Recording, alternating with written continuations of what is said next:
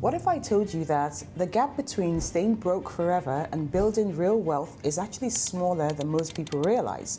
And it could actually come down to 20,000. That's the threshold that a lot of people never cross, and their salary has nothing to do with it. People in the financial industry, they need you to believe that wealth is complicated, but the arithmetic shows that everything starts working differently once you cross a certain threshold. And while 10K is the first milestone that you should ideally aim for in your financial journey, 20K is where your life starts changing even more. In this video, I'm going to explain exactly why this happens and what changes once you hit 20,000 and why most people sabotage themselves right before the breakthrough. And at the end of this video, I'm also going to share how to quickly save your first 20K if you aren't quite there yet, so stick around. The first 20K is where everything changes. And that's not because 20K is some magic number, but because of what happens psychologically and mathematically once you cross that threshold. Psychologically, you stop feeling like someone who can't save money. Your identity shifts, and you have proof that you can actually do this. A cushion exists that lets you sleep at night. Options you didn't have before start to appear, and you're no longer one car repair away from disaster. Mathematically, your money starts working in ways you can actually see. Now, some arithmetic is worth understanding here. Suppose you save $400 a month, which adds up to $4,800 a year. At the end of year one, you'll have $4,800 plus whatever small return you've earned on that money. So you may end up with $5,000. You sacrificed for an entire year. You brown bagged your lunches, you skipped vacations, and you drove the old car. And all you have to show for it is $5,000. This is where most people give up. They look at that $5,000 and they calculate how long it would take to become wealthy at this pace. And they are doing the math wrong because they are thinking linearly. If saving $5,000 takes 1 year, they tell themselves, then saving $100,000 will take 20 years. And by then, they'll be old. So what's the point? That exact thinking is backwards. And this error keeps more people poor than any economic system or any unfair boss. Here's the truth. The early stages of wealth building are brutally and painfully slow. You save a few $100s and it just sits there. And then you add a little bit more, and the pile grows at a pace that is almost insulting compared to the hard work you put in to earn that money. A return of 5 to 10% on $20,000 generates between $1,000 to $2,000 a year. That's between $83 to $167 per month, without you having to lift a finger. And although this isn't life-changing just yet, it's visible and it's real. It can go towards paying for some bills, or maybe even towards groceries. And the great thing about this is that that money compounds over time. Now, here's the part people dramatically underestimate.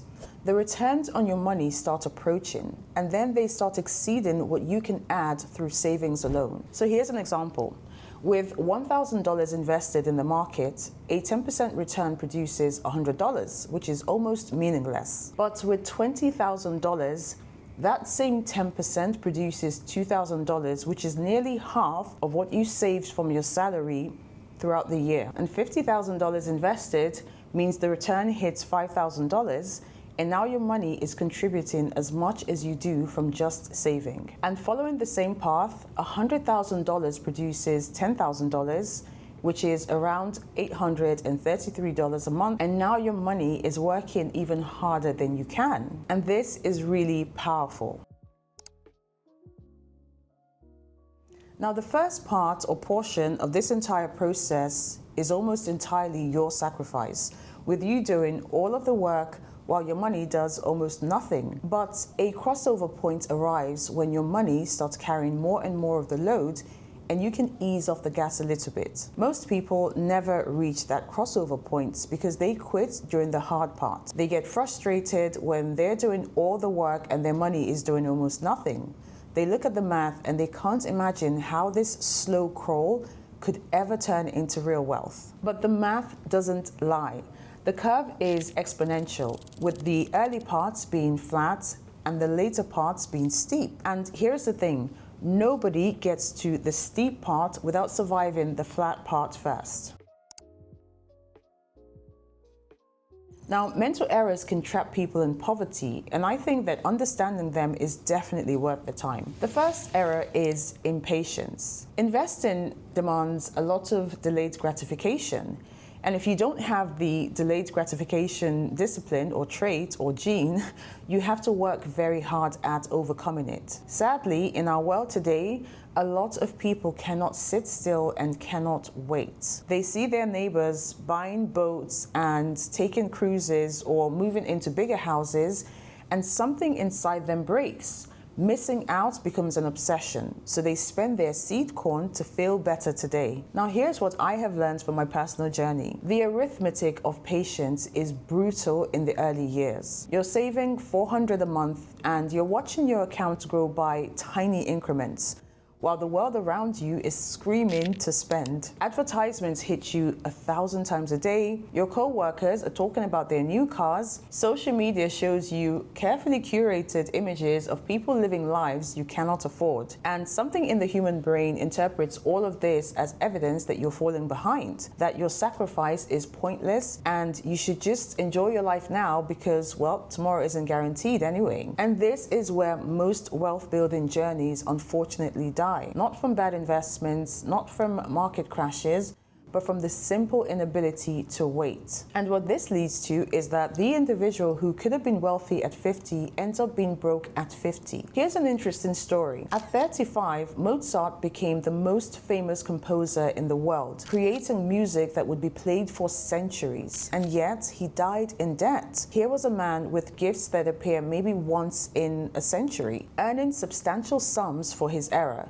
And none of it mattered because the money left faster than it came in. Here's an uncomfortable truth that I realized. Your income level has almost nothing to do with whether or not you build wealth. High income earners go broke all the time because they simply scale their spending to match or exceed whatever they bring in. A person earning $50,000 who saves or invests $5,000 a year will become wealthier than an individual who's earning $200,000 a year who saves or invests nothing. The arithmetic does not care about your job title or your tax bracket. The second error is envy. Now, the world isn't driven by greed alone, it's driven by envy also. You have a good plan.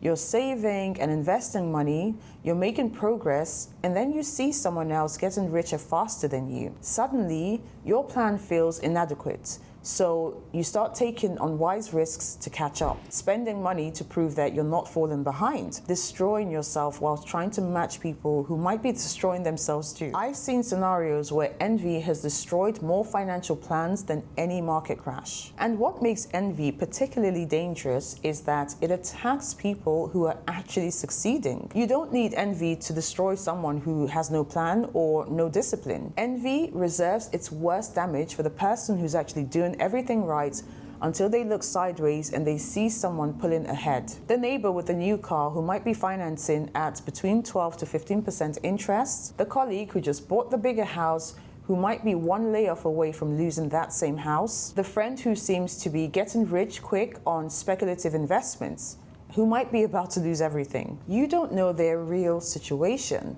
But envy does not care about reality. Envy sees the surface, and that surface is designed to deceive. Here's a fact of life. Someone will always be getting richer faster than you, and this isn't a tragedy. The tragedy is letting that fact derail your own progress. I learned in my own journey that the mental shift that gets rid of envy is priceless over a lifetime, because you care less and less about what others have. And when that psychological pressure evaporates, you can watch someone else get wealthy without feeling diminished. You can enjoy your progress without constantly comparing yourself to someone else's highlight reel. Now, if you're watching this and you are on a small salary thinking you're stuck, please understand this.